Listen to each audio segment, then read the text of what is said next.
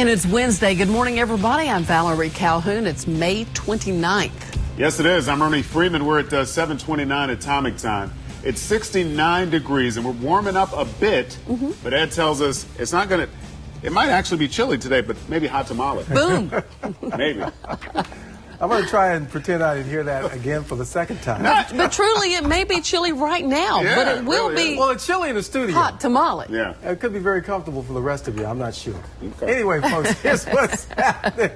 Work with this, Here's what's Ed. happening with your true Work view. Look, with we got the southerly winds out there. We know they'll start to improve a little bit more. And when I say improve, start to pick up a little bit more. That stationary boundary to our north, that's where the active weather is. We're talking about mainly clear skies out there, lots of sunshine and temperatures in the low 70s, Brownsville and the Millington, West Memphis 71, upper 60s if you go inward there towards Collierville and Oxford, 69 for Bolivar down towards Tupelo there at 70. Here's a breakdown today.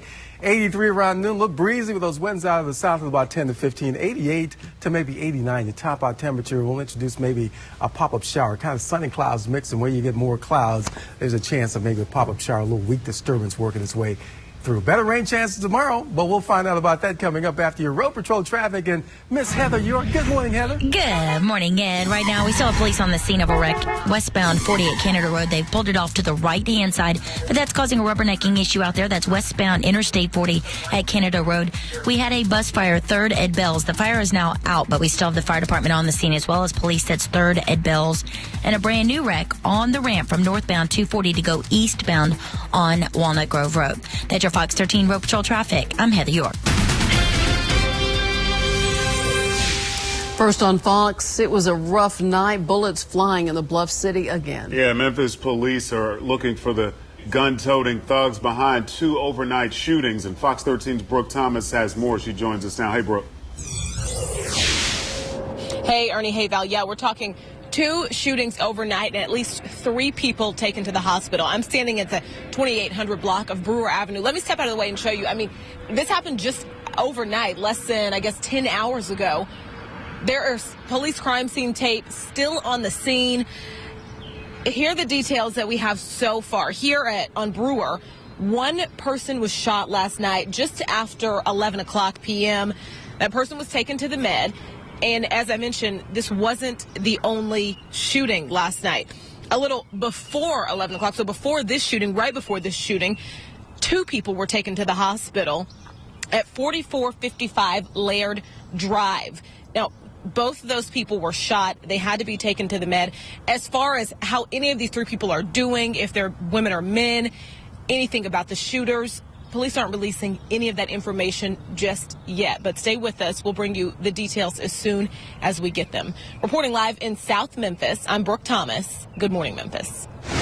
All right, Brooke. Well, labor unions representing some Memphis City schools employees want to have their say. They do, and last night the Unified School Board, they discussed the issue. Scott Mattis joins us live at the administration building this morning with a breakdown on that. And what do they want? What do they want, Scott? Oh, they want a whole lot of things. Whether they get it or not is going to be completely up to likely at least 1 more vote. But of course, we're still looking at this entire budget issue as we're talking about billions of dollars to operate this new unified school system. And they're not even on par with what it would take to run that just yet. But last night they were talking specifically about unions. That's for non-teachers, and they would not really have a lot of representation power. So did it matter in the end? It depends who you ask, but that measure failed by 1 vote. And of course, Tennessee is a right-to-work state, so that may have had something to do with it. But there was a whole lot more talked about last night at this Unified School District Board meeting, and we're talking specifically about several new and revised policies were passed. This including vacation, sick leave, curriculum issues, and textbook and class sizes. Now, one of the more talked about, I guess if you could even say that, issues within this entire vote last night, specifically with parents and students of Memphis City school children, was the wardrobe. What kind of clothes can you wear to school? Of course, MCS has a pretty strict policy when it comes to what you can wear and what you can't wear to school. And Shelby County also has some very specific rules, but they're a little bit more relaxed. So parents and kids out there watching Good Morning Memphis on a Wednesday morning, next year, it's the same as this year was. And that might change. stay with us. We'll let you know if that changes again. We're now live at the school administration building. Scott Mattis, Good Morning Memphis. All right, Scott, well, we do know this. The teachers union for Memphis City Schools wants a federal judge to step in and stop a process that would allow principals to get rid of teachers no matter how long they've been with the system. Specifically, they're talking about these tenured teachers. A local paper reporting the MEA, the Memphis Education Association, has applied for a preliminary injunction with Judge Hardy Mays. He's the judge overseeing the school merger between Memphis and Shelby County schools. The MEA says the new rules on what to do with those teachers when there's a surplus would violate the teachers' 14th Amendment rights and discards old collective bargaining agreements. Under the new rules adopted by the Unified School Board in January, principals would be allowed to what they call excess teachers, basically get rid of them, based on their job performances and the needs of the school. The old system is the tenured teachers stay, the new ones go. So they're fighting that. There's a great deal of insecurity among teachers. Right. They feel like nothing can really protect them. Right. Yeah. All right, it's 7:34. How about firefighters and police? Prepare for significant layoffs of city workers. That's the word from City Hall. The Memphis City Council now tweaking the budget today after state leaders ordered the city to cut costs. The state comptroller demanded that Memphis, quote, get its fiscal house in order, unquote. The council adopting a new set of guidelines, and tomorrow the mayor, A.C. Wharton, will present a reduced budget that includes those reforms, and he says expect cuts, possibly deep cuts. $3.11. There will have to be significant layoffs, and I don't mean a couple of hundred people. I mean, it's really steep. We're working on the real number now. And in the past, I have made statements to the effect that whatever we do, there won't be any cuts in police and fire. Well, it would be ludicrous for me to say that I could cut down to $3.11 and not impact all of our departments. All right, the mayor's original presentation based on that property tax increase, but says it's got to make these cuts after that property tax assessment decrease. So your property is worth less, so you get fewer tax dollars. City Council meets again Thursday to hear the mayor's proposal.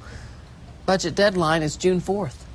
All right, let's go to the Money Watch now. And a facelift is coming for a building in Memphis's historic Cotton Road district, the three-story building on South Front Street, which used to house Prince Mongo's night spot, getting a $1.8 million renovation. You might remember Prince Mongo, Robert Prince Mongo Hodges. He was charged in 1996 for painting the building pink. The charges later dropped. A local logistics firm expects to move into that renovated building by the end of this year. Saving money, but not living better. Arkansas-based retailer Walmart has pled guilty to dumping hazardous material in one state.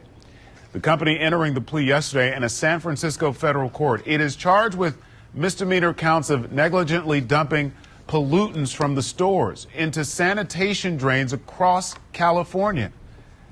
Now, as part of this plea deal, Walmart is going to pay $81 million to settle the case. This isn't the first time Walmart has had to settle a case for negligence. In 2010, the company paid $27 million to settle after being accused of improperly disposing of pesticide, fertilizer, and paint. All right. Apple. You know, if you're a customer of Apple and you got stooged by them when you got some water in your phone, you're going to get to take a bite out of the company. How? Well, Apple has agreed to pay $53 million to settle a class action lawsuit. Now, most of that goes to the lawyers. You know that. But some of the money will go to the more than 150,000 owners of iPhones and iPods. Those people denied warranty coverage while Apple's liquid damage policy remained in force. And here's how they did it. This may have happened to you. They check a water contact indicator tap that's attached to the product. And if it showed proof your device had been damaged by a liquid, they would void your warranty. Happened to lots of folks. The settlement still must be approved by the court before they give out the money. Again, most of it goes to the lawyers. We got one here. He can tell you that, right? Nike is officially cutting ties with a cancer charity founded by Lance Armstrong. The sports shoe and clothing company has ended its licensing agreement with Live Strong after 9 years. The foundation helped raise more than $100 million and made the charity's bracelet an international symbol for cancer survivors. This, of course, the latest fallout since Lance Armstrong admitted that he was a doper. Nike ended its own sponsorship deal with Armstrong last year. Live Strong says it remains committed to helping cancer patients worldwide with or without Nike. Bringing home the bacon and frying it up in the pan as well. That's right. A new study shows moms are now the top earners in 4 out of 10 U.S. households. It also found a record number of American women are the sole or primary breadwinners in the families. Mothers now keep finances afloat in 40% of households with children. That's up from just 11% in the 60s. All right. Well, speaking of moms, one Mid-South mom has become a real success story. She's gone from cooking, packaging, and stocking her own frozen food products in a few stores to closing a big deal with Kroger. Here's Earl Farrell with more. And this product line there's nothing out there like it. We first introduced you to Jennifer McCullough almost 2 years ago. She had a small startup company of a few appetizers and entrees that she not only concocted, but then packaged her dishes, froze them, and dropped them off at several area stores. She stocked the reach-in freezers herself and built a very strong, loyal local following. Jennifer McCullough's dream was to someday be in Kroger stores here in the South. Well, that dream has now come true, and beginning in August, you'll find Chef Jen's product in Kroger stores throughout the Delta region. There were a lot of people that looked at me like I was crazy when I said I'm starting a frozen food company and I'm going retail with it, and it's going to be in a grocery store. And here I am. Stephanie Bliles met Chef Jen more than a year ago when she wrote a feature article in her For Memphis magazine about Chef Jen's uptown grocery concept. Since then, the two have become good friends. And it took her a really long time. It took her about 3 years to really fine-tune this. And it's not easy, and it's certainly not easy when you've got a young child running around and you've got a lot on your plate and you're single. And so, you know, she did most of it herself. And she really is an inspiration and a hometown hero. There is this old saying about be careful what you pray for. With success comes new responsibility. I've got much harder work in front of me. Getting product on the shelves is really, really hard. Keeping it on the shelves is even harder. But I'm excited. The product's awesome. And this is my dream. It's definitely challenging and exciting, but doors keep opening. Way back when we first met Jennifer McCullough, I called her the next Rachel Ray. Wish I'd put some money on that one. Earl Farrell, Fox 13 News. Fox 13 News, winner of more Emmy Awards than all other Memphis stations combined.